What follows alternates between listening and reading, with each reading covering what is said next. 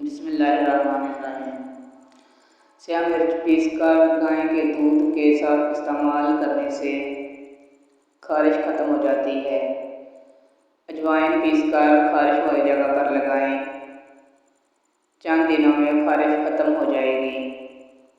لہسن کے تیل میں لیموں کا رس ملا کر مالش کریں، فائدہ ہوگا۔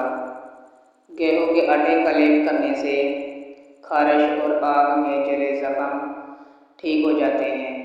100 گرام ناریل کا تیل 10 گرام کافور ملا کر خارش والی جگہ پر لگانا مفید ہے۔ باتھو کا ساگ ابال کر نچوڑ لیں، اس رس کو پینے سے خارش دور ہو جاتی ہے۔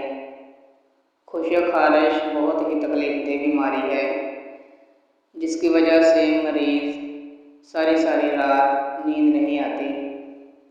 خشک خارش سے تحفظ کے لیے اس ٹپ پر عمل کریں، لیکن اگر یہ تکلیف بہت پرانی ہے تو اپنے مالج سے ضرور رابطہ کریں، اس کا مکمل علاج کروائیں۔ ٹپ یہ ہے: دہی 10 تولہ، اس میں 3 تولہ روغن، سرسوں یا روغن تارا میرا شامل کر کے خوب پھینٹیں کہ یہ مرہم سا بن جائے۔ اب اس مرہم کو تمام جسم پر ملیں اور 1.5-2 گھنٹہ کے بعد غسل کر لیں۔ اگر یہ عمل رات کو کریں تو زیادہ بہتر ہے، کیونکہ دوا کا تمام رات جسم پر لگے رہنا زیادہ مفید اثرات رکھتا ہے۔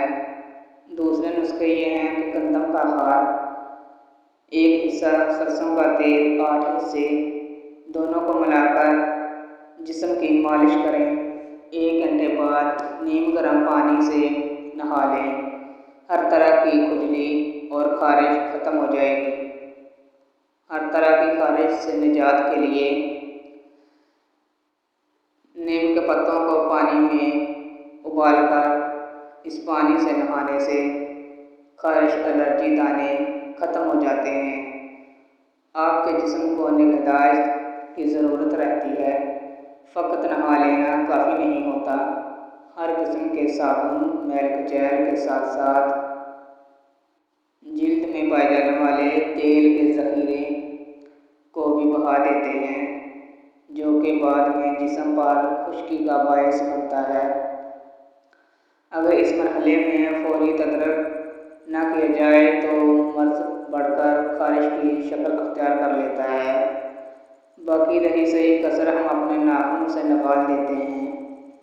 جسم پر ناخنوں سے کھجانے سے زخم ہو جاتے ہیں اور جلد انفیکشن کا شکار ہو جاتی ہے۔ اس لیے ضروری ہے کہ ہم ہفتہ میں 1 بار کسی اچھے تیل کی مالش کریں۔ اس کے 1 گھنٹے کے بعد نہا لیں۔ اگر نہانے کے پانی میں 2 کھانے کا چمچ سرکہ ملا لیا جائے تو افادیت مزید بڑھ جاتی ہے۔ خصوصاً خارش زدہ مریضوں کو ایسے پانی سے مسلسل نہانا چاہیے تاکہ جسم پر خارش پیدا کرنے والے بیکٹیریا کا یقینی طور پر خاتمہ ہو سکے۔